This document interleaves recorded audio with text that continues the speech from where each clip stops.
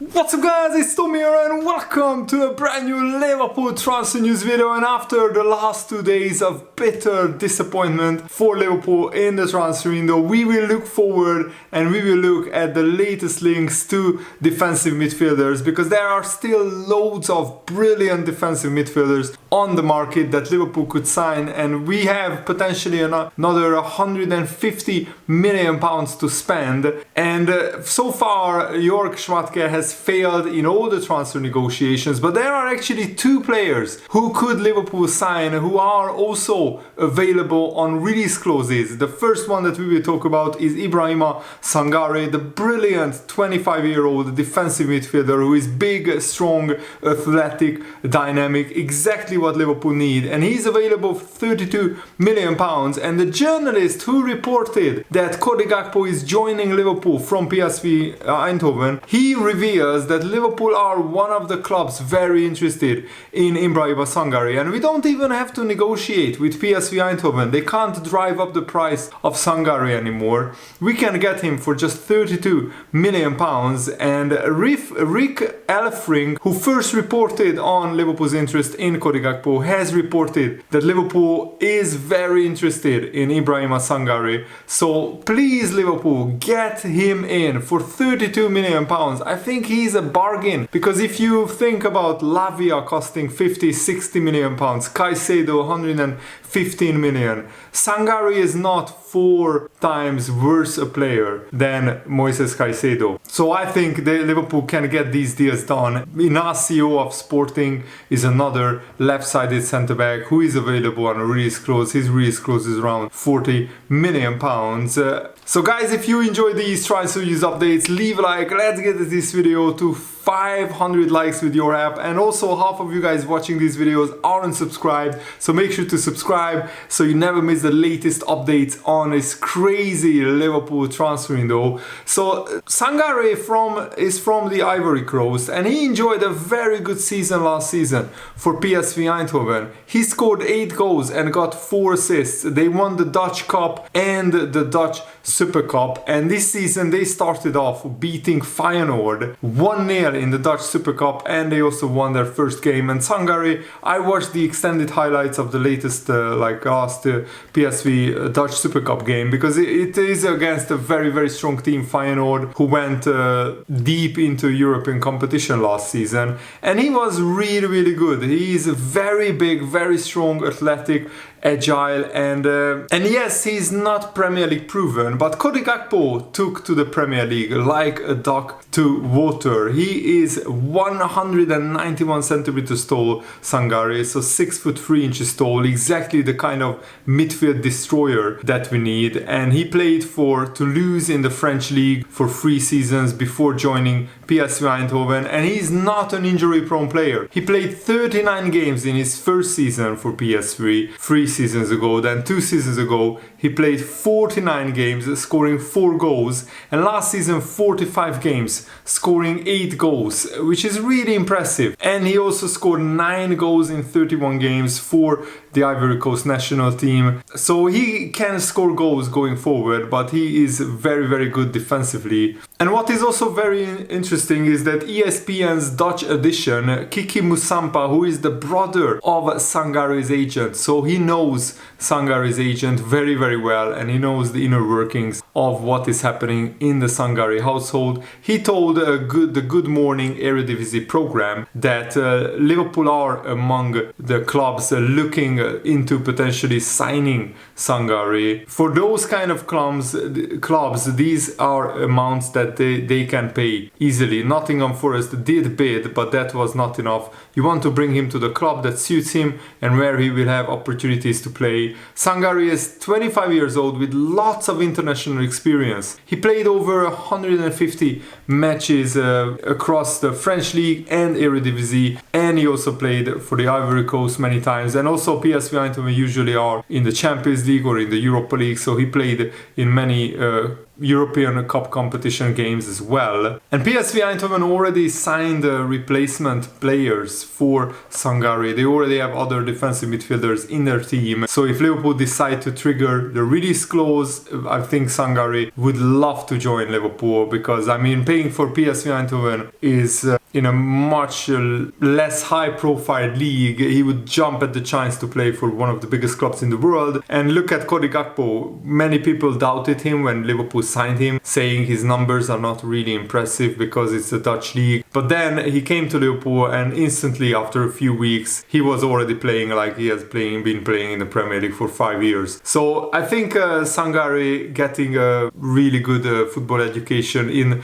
the Netherlands and in the French league, he would be a fantastic signing for Liverpool. Francois Plateau is also reporting that Liverpool have been in contact with Andre of Fluminense and Khephren Thuram's representatives in the last 24 hours. I think Sangare for 32 million and Thuram for 40 to 50 million would pretty much solve our midfield issues. Sangare would be the destroyer, the out-and-out defensive midfielder, and Khephren Thuram would be a player who can play in the defensive midfield role, but he can play this box-to-box midfield role as well. And then if we sign Inacio for another 40 million, for a little bit more money than what we bid for Moises Caicedo, we could strengthen the squad so much with just 3 players who have been linked to Liverpool for months, and you don't even have to do a lot of scouting to identify these players. And Sangare gave an interview in March where he said that he's ready to test himself in the Premier League. West Ham and Nottingham Forest were interested in Sangare, but they couldn't pay the release clause of him. And you could argue maybe Sangare is not exactly like an elite midfielder. He wouldn't be playing at PSV Eindhoven if he was elite at 25 years old. But Liverpool are crying out for a defensive midfielder who can just destroy opponents. And that's exactly what Liverpool need. We don't need brilliant like ball-playing attacking midfield maestros. We need a destroyer in the middle of the park, and Sangare could exactly solve that issue for Liverpool. Sangare also got 3.7 tackles in the Europa League games last season, and according to the recent statistics, Sangare excels across a range of key metrics in offensive and possession-based stats and defensive actions. That's the most important. Ranking in 92nd, 91st and 77th percentiles for non-penalty XG, progressive passing and tackling respectively. So he is in the 77th percentile when it comes to tackling, 91st percentile when it comes to progressive passing. And I think for 32 million, he is a really cheap option that Liverpool shouldn't pass up, because the pool of defensive midfielders that are available on the market right now is shrinking. Manu Kone, who just came back from his latest injury that he suffered for the France under 21 team, he just started training again. Gladbach don't really want to sell Manu Kone, and he doesn't have a release clause, so Liverpool have to overpay for him. That's why I'm saying for 32 million pounds, Sangare would be a really cheap, reliable option, a big, strong, muscular guy, a destroyer, exactly the type of player that Liverpool need. And also here is a brilliant statistic for you guys. No player has won possession in the midfield third more times than Ibrahima Sangare, 158 times since the start of the last Eredivisie season. His tackling success rate was 80%, which is pretty decent, I think, and that's why he has a release clause of 32 million. He's not like as good as Moises Caicedo, of course, but he's much better than what Liverpool have right now. Curtis Jones, McAllister, they are not defensive midfielders. Thiago, not a defensive midfielder. Bajcetic can play there, but you can't rely on an 18-year-old who still needs to bulk up. Sangare is already a ready-made, big, strong, muscular player. The one concern about Sangare is that when he does win the ball back, sometimes his passing is not as accurate as it's needed to be. He has a pass success rate of just 84%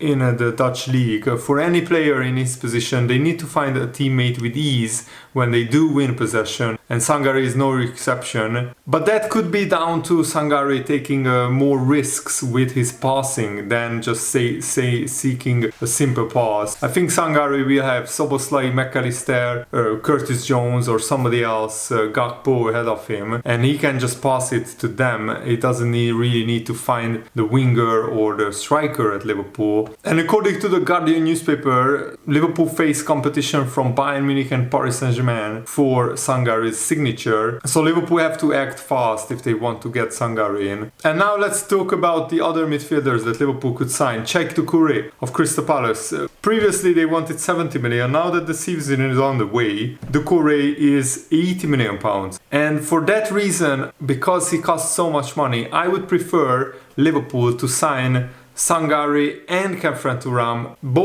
Those two players would cost 80 million combined, and then we will have left over enough money for a centre-back. If you just sign Doucouré, then you can't sign another midfielder because you need a centre-back as well. You need to sign at least 3 players if you are Liverpool. Andre would be a brilliant signing, but reportedly Fluminense don't really want to let him go until January, but we could agree a pre-contract agreement. We have been linked with Boubacar Kamara, who is brilliant at Aston Villa, but Aston Villa, during the season, while the season is on the way, they would ask for ludicrous amount of money. Same with Manu Kone. Mönchengladbach will start the Bundesliga season on the weekend and they would ask for a lot of money as well. Ibrahima Sangare, we already talked about him, for 32 million. He's a no-brainer. Florentino Luis, now he would be probably my first choice, but he would cost a huge amount of money as well, 70 to 80 million pounds. The Portuguese midfielder is tall. He possesses a lot of similar qualities to Fabinho, that would be brilliant because he's the player that Liverpool are looking to replace. Tyler Adams, apparently Liverpool are linked to him, but Bournemouth triggered his 20 million release clause and I don't think he is good enough to play for Liverpool. Koopmeiners and Zubimendi. Koopmeiners plays for Atalanta, Zubimendi plays for Real Sociedad. There hasn't been that many links to him. But Yusuf Fofana, another player that Liverpool could sign, he's a 24-year-old defensive midfielder playing for Monaco, and he could suit Liverpool well if we were to make a move for him because he has a lot of experience for a 24-year-old player. He played 10 times for France and he's clearly able to be trusted, but likely wouldn't pose as much threat going forward as someone like Caicedo. But the main strength of him is winning the ball back from the opposition, and he can win a header too as well, being 6 foot tall. So Fofana is definitely another player to keep an eye on. Liverpool just need to act quick because we need to integrate the player into the team. The season is already on the way. We play Bournemouth on the weekend and hopefully Thiago can start alongside Trent in the double pivot role. I would actually play the 4-2-3-1 because that would give Liverpool a little bit more solidity. Play Thiago and McAllister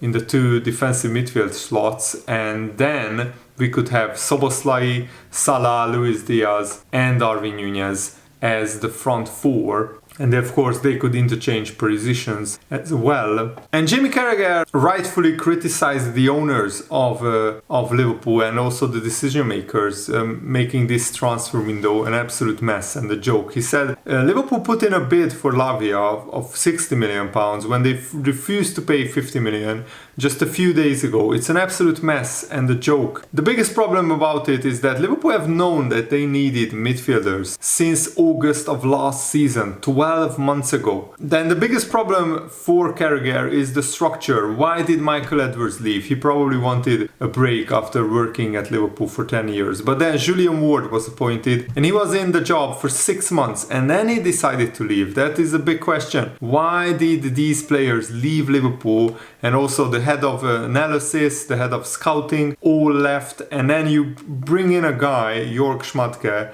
as your temporary sporting director for just 3 months when you have the biggest transfer window, the most important transfer window of the last 5 years at Liverpool, and you don't appoint a proper, brilliant sporting director. You just bring in a guy who has a relationship with Jurgen Klopp on a 3-month contract. It doesn't make any sense. And the sporting director's job is to get deals done, Jamie Carragher is saying. And Jörg Schmadtke only triggered 2 release clauses. That's it. He hasn't negotiated a successful transfer yet. The 2 players they had bought had buyout clauses. No negotiation, no big deal to go about it. You just meet the buyout clause. So Liverpool have not got big deals over the line, and it has been embarrassing. And I agree with Jamie Carragher, and I'm glad that he spoke up against the structure at Liverpool. I think FSG are responsible because they put the people in charge of negotiations. Those people haven't been good enough.